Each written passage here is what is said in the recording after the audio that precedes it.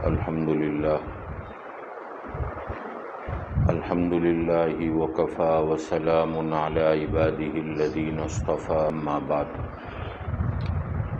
اعوذ باللہ من الشیطان الرجیم بسم اللہ الرحمن الرحیم وذروا ظاہر الاثم وباطنہ صدق اللہ العظیم۔ حق تبارک و تعالی نے ہم سب کو ایمان کی دولت دے کر ایک بہت بڑی ذمہ داری ہم پر عائد کی۔ حقوق اللہ اور حقوق العباد۔ بڑا کامیاب ہے وہ مومن جو ان دونوں ذمہ داری کو بخوبی انجام دے، اور خسارے میں ہے وہ جس نے حقوق العباد میں کوتاہیاں کی۔ حقوق اللہ میں سے تو اللہ جس کو چاہیں گے شرک کے علاوہ معاف فرما دیں گے۔ صحابہ کرام رضوان اللہ تعالی علیہم اجمعین نے اس ذمہ داری کو بخوبی انجام دیا۔ یہ جانتے تھے کہ گناہ کی نحوست کیا ہے اور نیکی کا فائدہ کیا ہے۔ اسی لیے امام غزالی علیہ الرحمہ نے لکھا کہ سب سے بڑا عالم ہے وہ جو نیکیوں کے اور گناہوں کے اثرات اور نقصانات کو زیادہ جانتا ہو، وہ سب سے بڑا عالم۔ کہ میری ایک نیکی یہ اللہ جو ہے نہ دنیا میں ضائع کرتے ہیں نہ آخرت میں ضائع کریں گے۔ میرا کام ہے نیکی کرنا اور نیکی کو بچا کر لے جانا۔ دنیا کے اندر بسنے والا مسلمان جو نیکی اور گناہ کے درمیان میں فرق نہیں سمجھتا کہ نیکی کیا چیز ہے، گناہ کیا چیز ہے، اس کی علامت یہ ہے کہ ایک طرف گناہ بھی ہو رہا ہے اور دوسری طرف جو ہے تسبیحات بھی چل رہی ہیں۔ پتہ چلا کہ یا تو اس کے پاس علم نہیں ہے، یا علم تو ہے لیکن علم نافع نہیں ہے۔ اس کو پتہ ہی نہیں کہ گناہ اور نیکی میں فرق کیا ہے۔ گناہ کی مثال ظلمت سے دی گئی اور نیکی کی مثال روشنی سے دی گئی۔ جیسے تاریکی، اندھیرا اور روشنی ایک جگہ جمع نہیں ہو سکتی، اسی طریقے سے نیکی اور گناہ ایک جگہ جمع نہیں ہو سکتے۔ چونکہ یا تو علم نہیں یا علم نافع نہیں۔ گندی جو ہے تصویریں، فوٹو وغیرہ جو ہے موبائل پر چل رہے ہیں، اور ایک ہاتھ سے تسبیحات کا اہتمام بھی ہو رہا ہے کہ میرے گناہ معاف ہو جائے۔ یہ نہ سمجھنے کی وجہ اور لا علمی کی وجہ سے۔ تو نقصان گناہ کا کیا ہے وہ ہم کو بتلایا گیا، جیسا کہ حدیث شریف میں نبی کریم صلی اللہ تعالی علیہ وسلم نے فرمایا کہ جب بندہ جھوٹ بولتا ہے تو اس کے منہ سے ایک بدبو نکلتی۔ مولانا رومی نے بڑی اچھی مثال دے کر سمجھایا کہ ایک قافلہ جنگل میں سفر کر رہا تھا۔ ان کے پاس توشہ ختم ہو گیا۔ کہا اب کیا کریں؟ کسی کی نگاہ ہاتھی کے جھنڈ پر گئی اور کہنے لگا کہ ہاتھی کے اندر ایک ہاتھی کا بچہ بھی نظر آ رہا ہے، ہم اس کا شکار کر لیں، اس کو جو ہے جھنڈ سے علیحدہ کر دیں اور اس کا شکار کر لیں، ہمارے جو ہے پیٹ کے لیے کافی ہو جائے گا۔ اس قافلے میں ایک آدمی علم والا تھا، سمجھدار تھا، اس نے کہا کہ میرے بھائیوں، تم ہاتھی کے بچے کا شکار کرو گے اور رات کو تم اسی جگہ سوؤ گے۔ ہاتھی کی ماں اپنے بچے کو تلاش کرنے کے لیے اپنے بچے کا خون سونگھتی ہوئی تم تک پہنچے گی اور تم کو زندہ رہنا مشکل ہو جائے گا۔ تو جو لا علم لوگ تھے وہ اس پر ہنسنے لگے اور کہنے لگے کہ یہ پرانے زمانے کی باتیں ہیں، ایسا کچھ ہوتا نہیں۔ جیسا ہمارا نوجوان آج اس کو علم کی بات سمجھائی جاتی ہے، دین کی بات بتلائی جاتی ہے، تو وہ کبھی کبھی ہمارے ذمہ داروں پر ہنستے ہیں اور اکیلے میں مذاق اڑاتے ہیں کہ امیر صاحب کو جو ہے سمجھ میں نہیں آئی، ایسا فیصلہ کر دیا۔ تو انہوں نے بھی اسی طریقے سے مذاق اڑایا۔ تو جو سمجھدار آدمی تھا اس نے ہاتھی کے بچے کا گوشت نہیں کھایا، باقی پوری جماعت نے، پورے قافلے والوں نے کھایا، اور رات کو اپنے پیٹ پر ہاتھ پھیر کر آرام سے سونے لگے، اور اس بھوکا رہنے والے آدمی کو طعن و تشنیع کرنے لگے کہ تمہاری رات کیسے نکلے گی بھوک کی وجہ سے۔ خیر پورا قافلہ سو گیا۔ رات کا کچھ حصہ گزرا، وہ ہاتھی کے بچے کی ماں اپنے بچے کو تلاش کرتے کرتے، اس کا خون سونگھتے سونگھتے وہ قافلے والوں تک پہنچی اور ہر ایک کے منہ کو سونگھتی تھی، جس میں سے اس کے بچے کے گوشت کی بو آتی تھی۔ اس کو اپنی سونڈ میں اٹھا کر زمین پر اتنی زور سے پٹکتی تھی کہ اس کی پسلیاں ٹوٹ جاتی تھیں۔ اب وہ آدمی جس نے کھایا نہیں تھا وہ بھی گھبرایا ہوا کہ میرے ساتھ کیا ہوگا، کیونکہ بھوک کی وجہ سے اس کی آنکھ نہیں لگی، باقی سب سوئے ہوئے۔ تو وہ ہاتھی کے بچے کی ماں ایک ایک کے منہ کو سونگھنے لگی اور زمین پر پٹک کر ختم کرنے لگی، اور اس آدمی کے پاس بھی پہنچی جس نے گوشت نہیں کھایا تھا، اس کو اس نے کچھ بھی نہیں کیا۔ تو مولانا رومی فرماتے ہیں اسی طریقے سے مومن بندہ دن میں اللہ کے حقوق کو ضائع کر کر، نمازوں کو چھوڑ کر، جھوٹ بول کر، دھوکے بازی کر کر، لڑائی جھگڑا کر کر، گالی گلوچ بول کر اپنے بستر پر آرام سے سو جاتا ہے، اس کو پتہ نہیں ہوتا کہ اس نے جو دن بھر میں گناہ کیے اس کی بدبو سے رحمت کے فرشتے دور بھاگتے ہیں۔ تو گناہ کے اندر تاثیر ہے۔ ایک مثال پہلے دی تھی کہ زہر کی مثال، گناہ جو ہے وہ زہر کی حیثیت رکھتا ہے۔ جیسے ایک آدمی بھوکا ہو اور اس کے سامنے کھانے کے لیے جو ہے غذا رکھی جائے اور 100 پلیٹیں جما کر رکھی گئی، اور اس کو کہا گیا کہ 99 پلیٹ میں زہر نہیں ہے، صرف ایک پلیٹ میں زہر ہے، اور وہ ہم جانتے نہیں کہ وہ کون سی پلیٹ ہے۔ تو کوئی کھائے گا، ہمت کرے گا کہ 99 تو جو ہے بگر کی ہے، کھا لوں ایک؟ نہیں ہو سکتا ہے جو کھاؤں اس میں زہر ہو۔ تو احتیاط میں کیا کرتا ہے؟ پوری 100 پلیٹیں چھوڑ دیتا ہے۔ تو کہا اسی طریقے سے مومن جس میں ذرہ برابر شک ہوتا ہے اس چیز کو بھی چھوڑ دیتا ہے، جیسا کہ حدیث شریف میں ہے کہ جس چیز میں تم کو شک ہو اس کو چھوڑ دو۔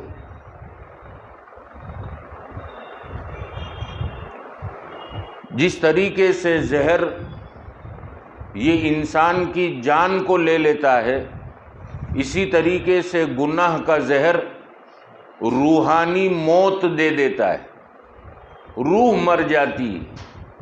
اب نہ مسجد میں مزہ آ رہا ہے، نہ تلاوت میں مزہ آ رہا ہے، نہ ذکر و اذکار میں مزہ آ رہا ہے۔ زبردستی جو ہے آیا سلام پھیرنے کا انتظار، سلام پھیرا اور بھاگا، پتہ چلا کہ روح مری ہوئی۔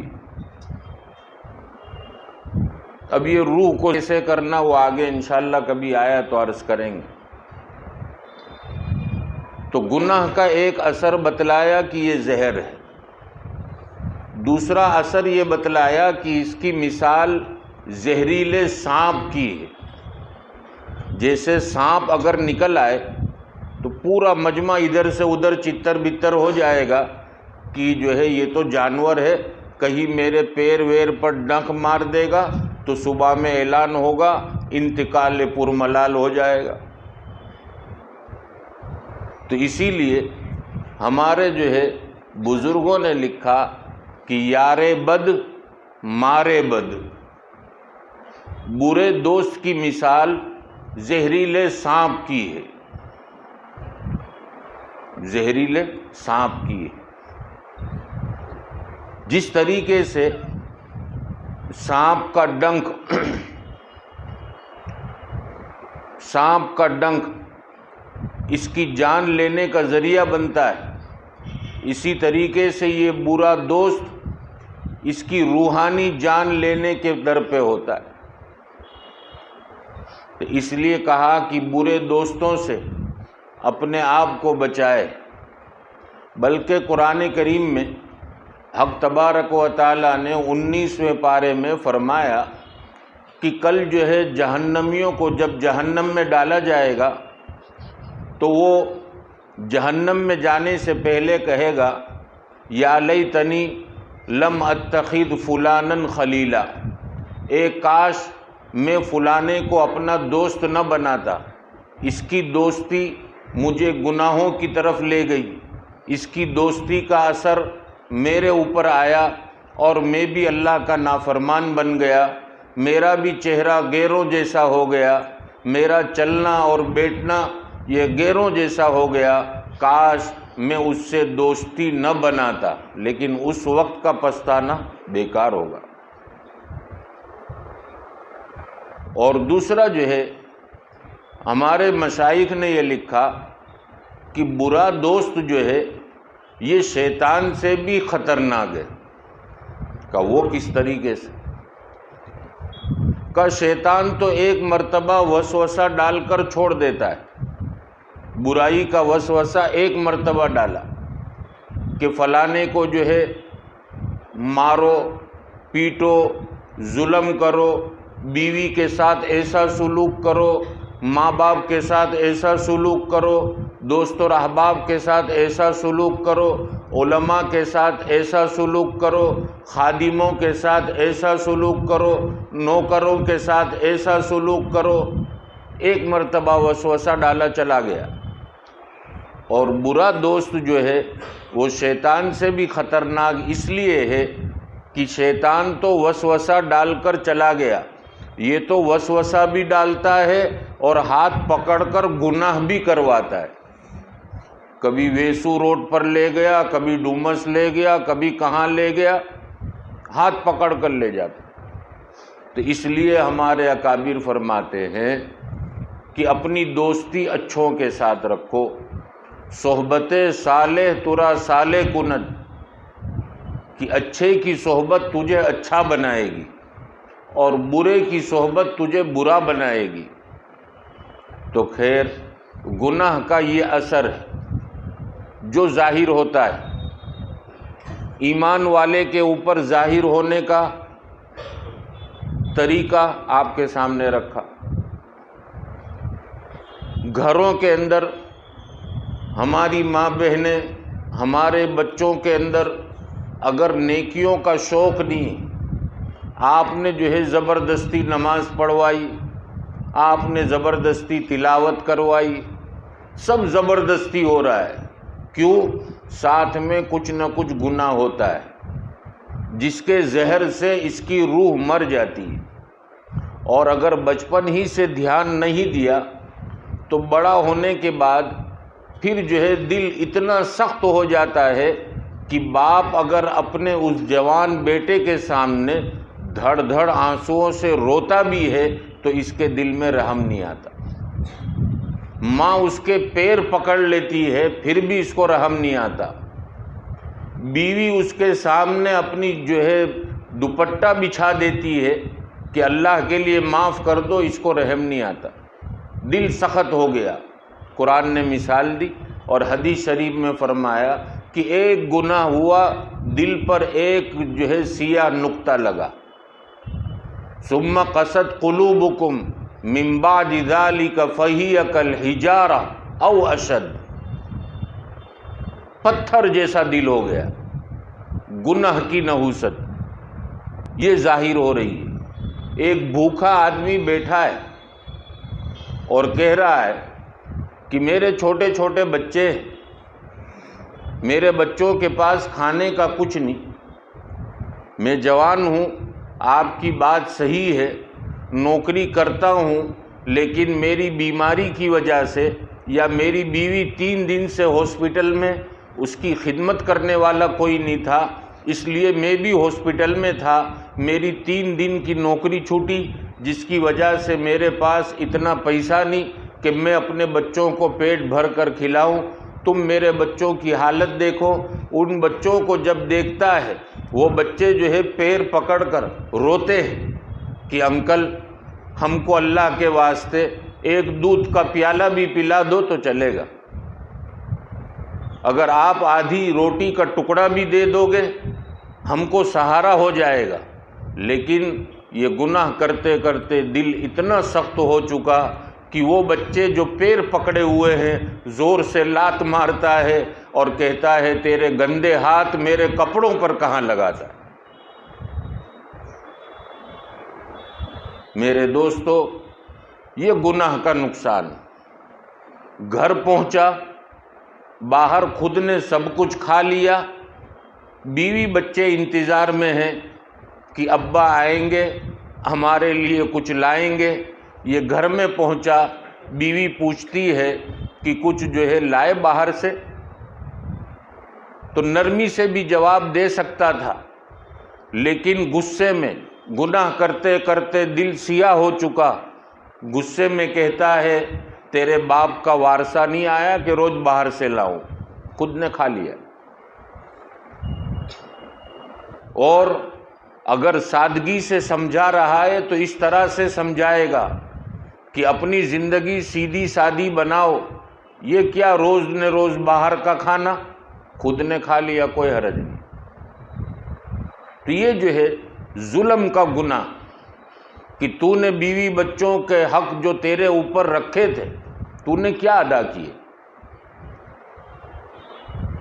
آج شام کو تو نے اپنے بیوی بچوں سے وعدہ کیا کہ دودھ کی تھیلی لے کر آتا ہوں، اور تو بھول گیا، غلطی سے گھر میں آ گیا، تو کہہ سکتا تھا کہ مجھ سے غلطی ہوئی، اب اگر تم کہو تو میں ابھی واپس جاؤں اور ابھی لے کر آؤں، اور میں تھکا ہوا بہت ہوں، اگر تم میرے حال پر رحم کرو مغرب پڑھنے جاؤں گا لے کر آؤں گا۔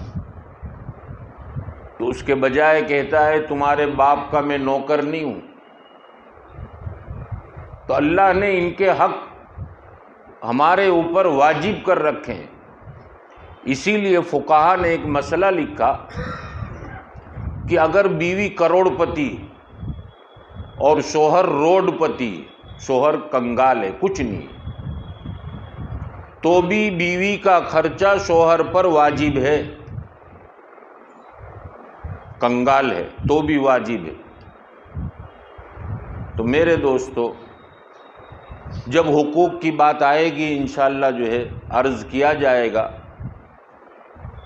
تو اگر ہم نے باہر کھا لیا اور یہ سمجھ لیا کہ میں نے مزے اڑا لیے، جو چاہت تھی میں نے کھا لیا، یہ بھوکے رہیں تو بھلے رہیں، بریڈ اور جو ہے دودھ کھانا ہو کھا لے، چائے بسکٹ کھا لے، مجھے کیا پرواہ۔ اللہ کہتے ہیں میرے بندے یاد رکھنا میری لاٹھی میں آواز نہیں ہے، جس دن میں تجھے بھوکا رکھنے پر آؤں گا ایک ایک دانے کا محتاج بنا کے رکھ دوں گا، اس وقت تو بھی تڑپے گا کہ کاش دودھ اور بسکٹ مل جاتے، دودھ اور روٹی مل جاتی، لیکن وہ بھی ہم تجھے کھانا نصیب نہیں کریں گے۔ تو بیوی بچوں پر، ماں باپ پر ظلم کرنے والا یہ نہ سمجھے کہ میں جوان ہوں، کچھ بھی کر سکتا ہوں، سارا کاروبار میرے ہاتھ میں ہے۔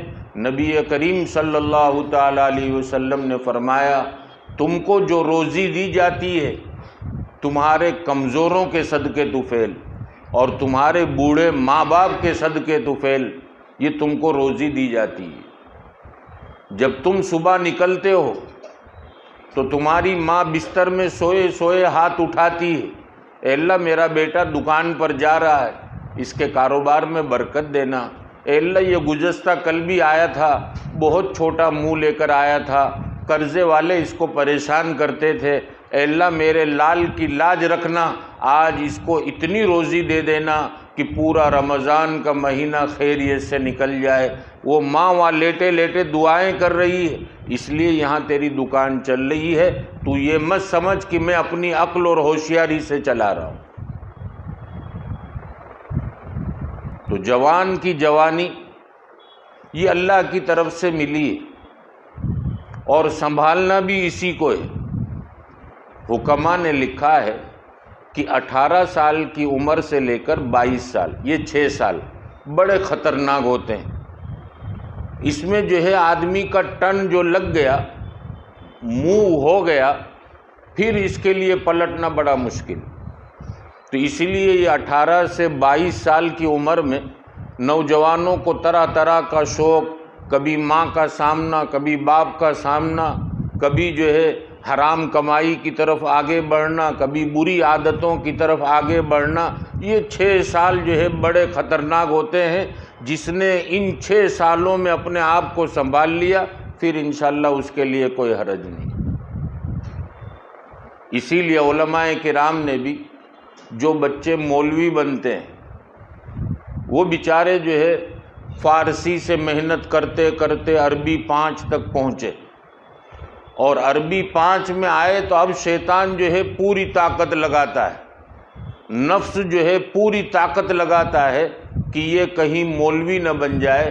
اگر یہ عالم بن گیا تو اس کو جو ہے نام مل جائے گا، انما یخشی اللہ من عبادہ العلماء۔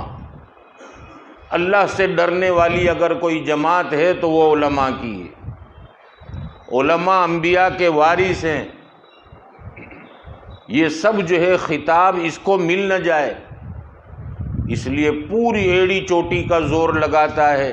کبھی گھریلو حالات سامنے رکھتا ہے، کبھی جو ہے تجارت کا پہلو سامنے رکھتا ہے، کبھی جو ہے کیا، کبھی کیا، اتنے سارے پروگرام دماغ کے اندر آتے ہیں کہ اس وقت جو ہے ہم جو ہے اکثر عربی چہارم میں جب بچہ آتا ہے تو اس کے سامنے یہ بات کرتے ہیں کہ نفس کا کھیل کیا ہے اور شیطان کا کھیل کیا ہے، اور اس میں جو ہے ان کھیلوں کا مقابلہ کیسے کیا جائے۔ تو عربی 5 میں آ کر بچہ جو ہے ڈگمگانے لگتا ہے، استاد کے پاس آ کر کہتا ہے کہ مجھے جو ہے پیٹ میں درد ہے، جاتی نہیں بیماری، مجھے گھر جانا ہی پڑے گا۔ کبھی جو ہے گھریلو حالات پیش کرے گا، کبھی جو ہے کسی کی شادی یاد آئی، کسی کی میت ہو گئی، بہانہ بنا کر گھر جانا اور پھر مہینے تک واپس نہ آنا، یہاں سبق چھوٹ رہے ہیں۔ استاد کہتے ہیں کہ بھائی ایسے مولوی بن کے کیا کرو گے؟ تو پھر وہ کہتا ہے ٹھیک ہے، آج سے میں بستر لے کر چلا ہی جاتا ہوں، چھوٹ گیا۔ تو میرے دوستو، اسی طریقے سے جو مصلی مسجد میں آیا، گھر سے نیت کر کر آیا کہ آج مسجد میں بیٹھ کر اتنے پارے کی تلاوت کروں گا، تو بازو میں کسی ایسے دوست کو لا کر بٹھا دیا، وہ جو ہے BBC لندن کی طرح پورے نیوز سنا رہا ہے کہ آج مارکیٹ میں یہ ہوا، خبر پڑی، بیچارہ قرآن بند کر کے وہ بھی سننے لگتا ہے۔ اور جب جو ہے گھڑی میں دیکھا وقت ہو گیا، بھئی کتنے پارے ہوئے؟ پاؤ پارا۔ کتنے کا ارادہ کر کر آئے تھے؟ 10 پارے کا ارادہ کر کے آئے تھے۔ تو یہ جو ہے معتکفین اعتکاف میں بیٹھے، اعتکاف کے اندر اللہ نے وہ تاثیر رکھی ہے کہ جو اعتکاف میں بیٹھے ہیں وہ جو ہے اس بات کو محسوس کریں گے کہ اعتکاف سے نکلنے کے بعد اس کا اثر آنے والے سال تک آپ کے دل میں رہے گا انشاءاللہ۔ یہ اللہ نے تاثیر رکھی ہے اعتکاف کی، لیکن اس اعتکاف کو بھی وصول نہ ہو جائے، پوری کوشش، کبھی موبائل ہاتھ میں آ گیا، کبھی کوئی دوست آ گیا، کبھی گھر والوں کا فون آ گیا، بہت ضروری بات ہو ٹھیک ہے، لیکن خواہ جو ہے لمبا لیکچر۔ ایک صاحب جو ہے گزشتہ سال مسجد میں اعتکاف میں بیٹھے تھے، اور میں ان کے اعتکاف کے باہر کسی کام سے بیٹھا تھا، تو اندر سے جو ہے فون کی آواز آ رہی تھی۔ میں نے کہا بھائی ہم آپ کی آواز کو سن رہے، آپ کو معلوم ہے ہم پردے کے باہر بیٹھے ہیں؟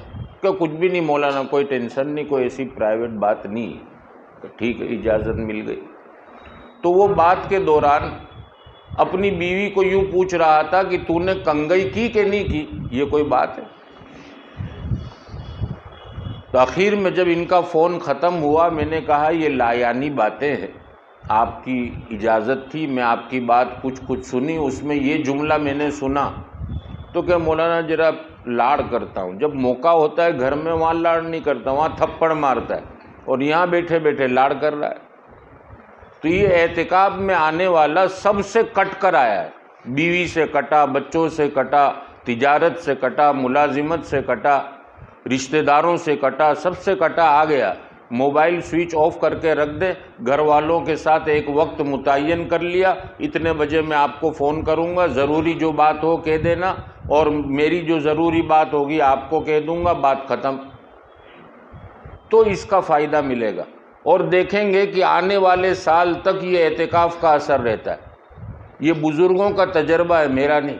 بزرگوں نے اپنی کتابوں میں لکھا ہے کہ معتکف کو جو ہے یہ سمجھتے ہیں لوگ کہ یہ نیورے لوگ بیٹھ گئے، یہ نیورے نہیں ہیں، یہ اللہ کے گھر میں آئے ہیں اور اللہ لایا ہے، اس کے پاک گھر میں اللہ نے بٹھایا، پتہ چلا یہ بھی پاک ہے تو اللہ نے بٹھایا ہے۔ اگر ناپاک ہوتے تو ہمارے جیسے باہر رکھڑتے ہوتے، ان کو اللہ اندر نہیں لاتا ہے، لاتا اسی کو ہے کہ جس کے دل کے اندر چمک ہوتی ہے، روشنی ہوتی ہے، یا جو ہے اندھیرا دور کرنے کا پکا ارادہ ہوتا ہے، ایسوں کو اللہ لاتے ہیں۔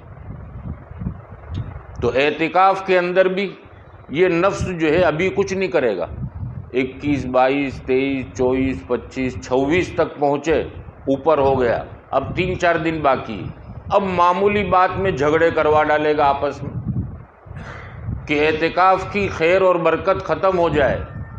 کبھی جو ہے کھانے کا بہانہ کہ آج جو ہے کس کی دعوت قبول کر لی، کس کو پوچھ کے کر لی، نمک کا سواد نہیں، یہ سواد نہیں، مگج ماری ہو گئی۔ تو جب جو ہے دینی معاملے میں بھی بندہ جب اکثر حصہ پار کر لیتا ہے، اس کے بعد جو ہے یہ آتا ہے۔ تو میرے پیارے عزیز دوستوں اور بزرگوں، میں عرض یہ کر رہا تھا کہ گناہ کا ایک اثر ہے، اور وہ ہے زہر۔ جس طریقے سے زہر یہ انسان کو جو ہے موت دیتا ہے، جان لے لیتا ہے، اسی طریقے سے یہ گناہ یہ زہریلے خیالات پیدا کرتا ہے۔ اتنے زہریلے خیالات ہوتے ہیں، کبھی تو میوزک سننے کی دھن آ جاتی ہے کہ میوزک سننا ہے، اور جو ہے وہ میوزک جب بج رہی ہے، یہ زہریلا خیال جو ایمان تک کو ختم کر دیتا ہے۔ آپ جو ہے علماء کرام سے پوچھ لے، جب بندہ میوزک کی آواز کو سنتا ہے، ایک حدیث کا خلاصہ ہے، والزانی لا یزنی حین یزنی وہو مؤمن، مسلم شریف کی روایت، جس کے جو ہے خلاصے کے اندر علماء نے یہ لکھا کہ یہ میوزک جب کانوں میں بجتی ہے تو ایمان چونکہ روشنی والی چیز ہے تو یہ نکل کر باہر آ جاتا ہے۔ خدا نخواستہ یہ میوزک سنتے سنتے اگر موت آ گئی تو پھر اپنے ایمان کی خیر منائے، اور میوزک سن کر فارغ ہوا پھر وہ ایمان اندر آ جاتا ہے، پھر اس کے بعد طبیعت گھبرانے لگتی ہے، کوئی کہتا ہے ہول دل ہو گیا، کوئی کہتا ہے میرے دل پر یہ ہو گیا۔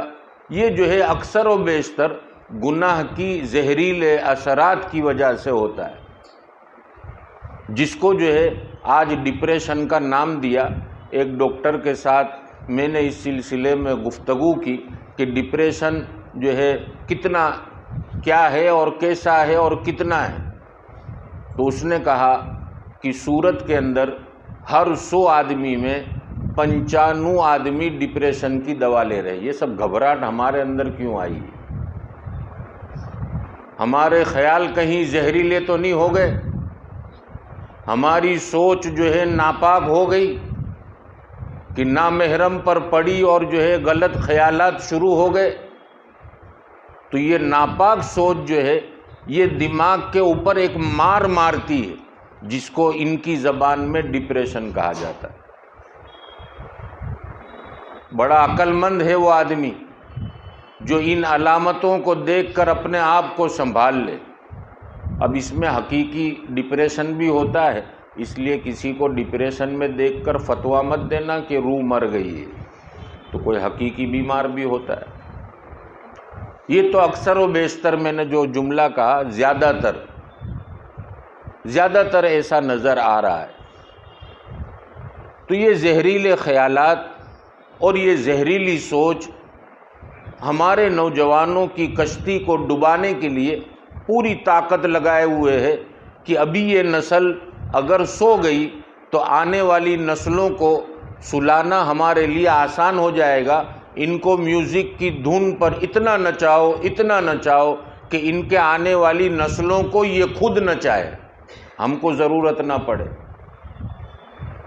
بیبی شاور اور شاور بوم کیا جو ہے نئے ریت رواج ڈال دیے کہ تم یہ سب کرو تاکہ تمہاری آنے والی نسلوں کو تم خود کرواؤ، پھر ہماری ضرورت نہیں ہے۔ میرے دوستو، اب بیدار ہونے کا وقت ہے۔ ہم اپنی غفلت کی نیند سے بیدار ہو جائیں اور خدا کے سامنے رو دھو کر عاجزی کے ساتھ توبہ اور استغفار کریں اور رب کے محبوب اور مقبول بندہ بننے کے لیے اپنے قدموں کو اٹھائیں۔ رب کریم کی وہ رحیمی شان دور نہیں کہ ایک نوجوان جب پرعزم ہو کر اپنا قدم اٹھاتا ہے تو وہ خدا جو ہے اس کے ایک ایک قدم اٹھنے کی لاج رکھتے ہیں اور اس پر اپنی رحمت کی اور برکت کی بارش برساتے ہیں۔ حق تبارک و تعالی مجھے ہم سب کو اس پر عمل کی توفیق عطا فرمائے۔ سبحانک اللہم و بحمدک و تبارک اسمک و تعالی جدک و لا الہ غیرک۔ اللہم لک الحمد کلہ و لک الشکر کلہ و الیک یرجع الامر کلہ۔ نحن نستغفرک و نتوب الیک و نصلی علی رسولہ النبی الکریم۔ اے اللہ، ہم سب کے گناہوں کو معاف فرما دیجئے، ہمارے قصور اور کوتاہیوں کو درگزر فرما دیجئے۔ آپ کی مرضیات پر زیادہ سے زیادہ چلا کر آپ کی نامرضیات سے ہماری حفاظت فرما لیجئے۔ پیارے آقا محمد الرسول اللہ صلی اللہ تعالی علیہ وسلم کے طریقوں کی محبت اور غیروں کے طریقوں کی نفرت ہمارے اہل و عیال کے دلوں میں اتار دیجئے۔ مولا کریم، گناہ کرتے کرتے یہ دل سیاہ ہو چکا۔ مولا کریم، آپ کی بارگاہ میں بھی اب اس کو مزہ نہیں آتی، آپ کے سامنے کھڑے رہنے میں بھی اب اس کو مزہ نہیں آتا۔ مولا کریم، کہیں ہماری دل کی کشتی ڈوب نہ جائے۔ مولا کریم، آپ ہی ڈوبنے سے بچا سکتے ہیں۔ مولا کریم، ہماری دل کی ظلمتوں کو روشنی سے تبدیل فرما دیجئے۔ مولا کریم، ہمارے دل کی سختی کو نرمی سے تبدیل فرما دیجئے۔ مولا کریم، نیکیوں کے کرنے میں مزہ ملنا چاہیے، اس کے بجائے آج گناہ کرنے میں ہم کو مزہ مل رہا ہے۔ مولا کریم، گناہ کے نقصانات ہمارے دلوں میں اتار دیجئے۔ مولا کریم، گناہوں کی نفرت ہمارے دل و دماغ میں اتار دیجئے۔ ہمارے بچے اور بچیوں کی سوچ کو پاک اور صاف فرما دیجئے۔ تمام گندی نحوست والی سوچ سے ہماری اور ہمارے نسلوں کی حفاظت فرما لیجئے۔ زہریلے خیالات جو گناہوں کی طرف ہم کو لے کر چلتے ہیں، مولا کریم، ان زہریلے خیالات سے ہماری اور ہماری اولاد کی حفاظت فرما لیجئے۔ مولا کریم، پوری امت مسلمہ اس وقت کشتی میں سوار ہے اور کشتی طوفان میں پھنسی ہوئی ہے۔ مولا کریم آپ ہی امت کی کشتی کو سہارا دے سکتے ہیں۔ مولا کریم سنبھال لیجئے، ورنہ دشمن تو توڑنے کے پیچھے پڑے ہوئے ہیں۔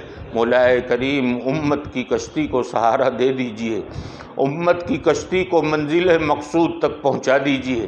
مولا کریم ہم کو، ہمارے اہل و عیال کو، ہماری نسلوں کو نمازوں کا پابند بنا دیجئے، نمازوں کا اہتمام کرنے والا بنا دیجئے، ہماری نمازوں میں خشوع اور خضوع پیدا فرما دیجئے، ہماری نمازوں میں جان پیدا فرما دیجئے، رات کے آخری حصے کی نمازوں کی، دعاؤں کی اور تلاوت کی، ذکر و اذکار کی لذتیں عطا فرما دیجئے۔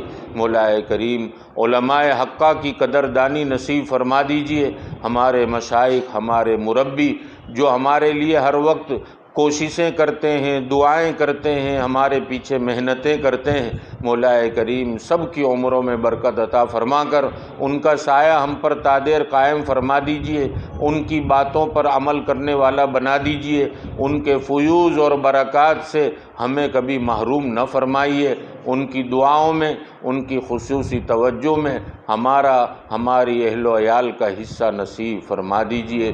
مولا کریم اس مجلس میں آپ کا کون محبوب اور مقبول ہوگا آپ ہی جانتے ہیں۔ مولا کریم اس محبوب بندے کے صدقے طفیل ہمارے پورے مجمع کے گناہوں کو معاف فرما دیجئے۔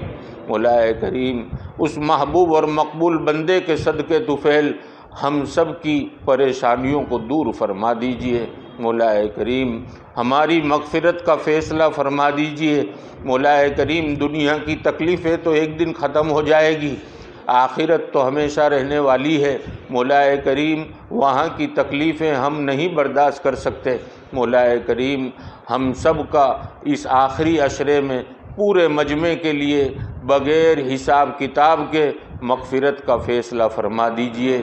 مولا کریم ہر آنے والے کی جھولیوں کو اپنی رحمتوں اور برکتوں سے بھر دیجئے۔ مولا کریم چھوٹے چھوٹے بچے بھی آپ کی باتوں کو سننے کے لیے شوق کے ساتھ وقت سے پہلے آ جاتے ہیں۔ مولا کریم ان کو بھی قبول فرما لیجئے، ان کے ماں باپ کو بھی قبول فرما لیجئے۔ مولا کریم بڑی عمر کے اور بیمار لوگ بھی بڑی پابندی کے ساتھ شرکت کرتے ہیں۔ مولا کریم سب کی جائز اور نیک تمناؤں کو پوری فرما دیجئے۔ مولا کریم ہم سب کو حرمین شریفین کی بار بار مقبول حاضری نصیب فرما دیجئے، معتکفین کے اعتکاف کو قبول فرما لیجئے، ہماری ٹوٹی پھوٹی عبادتوں کو محض اپنے فضل اور کرم سے قبول فرما لیجئے۔ مولا کریم رمضان کا یہ آخری عشرہ ختم ہو، اس سے پہلے ہماری اور ہماری اولاد کی اور ہماری نسلوں کی مغفرت کا فیصلہ فرما دیجئے۔ مولا کریم موت کی سختی سے ہمارے اہل و عیال کی حفاظت فرما لیجئے۔ مولا کریم پیارے آقا صلی اللہ علیہ وسلم کی زبان مبارک سے سنا، الا ان للموت سکرات، بے شک موت کی تکلیف بڑی بھاری تکلیف ہے۔ مولا کریم ہم سب کے لیے سکرات کو آسان فرما دیجئے، ایمان والی موت نصیب فرما دیجئے، کلمے والی موت نصیب فرما دیجئے۔ مولا کریم تنہا قبر میں پڑے ہوں گے، ہمارے اعمال ہمارے کام آئیں گے۔ مولا کریم ہم جانتے ہیں کہ ہمارا کوئی عمل ایسا نہیں جو قابل قبول ہو، جو ہم آپ کے سامنے پیش کر سکے کہ یہ عمل لے کر آیا ہوں۔ مولا کریم ہر عمل ہمارا ادھورا ہے۔ مولا کریم آپ کو آپ کی رحیمی شان کا واسطہ، آپ کو آپ کی کریمی شان کا واسطہ، ہماری قبروں کو جنت کے باغوں میں سے ایک باغ بنا دیجئے۔ قبر کی تکلیفوں سے ہماری اولاد کی حفاظت فرما لیجئے، پل صراط پر سے گزرنا آسان فرما دیجئے، دائیں ہاتھ میں اعمال نامہ نصیب فرما دیجئے، پیارے آقا صلی اللہ علیہ وسلم کے دست مبارک سے حوض کوثر کا پانی نصیب فرما دیجئے، جنت الفردوس میں اعلیٰ علیین میں داخلہ نصیب فرما دیجئے۔ مولا کریم جنہوں نے دعا کے لیے کہا لکھا، جن کا ہم پر حق ہے، سب کی جائز اور نیک تمنائیں پوری فرما دیجئے۔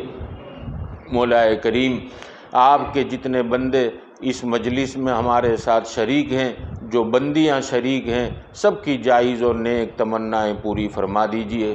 اللہم صلی علی محمد النبی الامی وعلی آلہ وسلم تسلیما۔ سبحان ربک رب العزت عما یصفون وسلام علی المرسلین والحمد